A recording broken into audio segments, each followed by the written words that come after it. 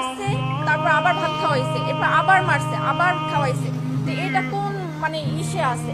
মানুষরে তো এরকম মাইরে ফেলায় না, সে যদি একটা খুনিও হইতে পারে তারে তো এরকমের জীবন তো মাইরে ফেলাইতে পারে না। বলেন, তারা প্রশাসনের কাছে দেন, কিন্তু ওরা মাইরেন না। নিতে হলে টাকা দিতে হবে 35,000।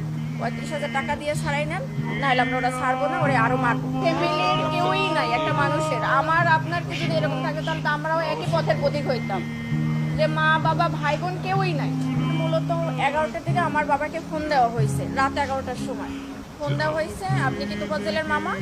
তখন আমার আব্বা ধরছে যে তখন বলছে যে তোফাজ্জেল এরকমের আমরা ওরে আটকাইছে, এই হলে আছে এখানে, এখন ওকে মানে নিতে হলে টাকা দিতে হবে 35,000।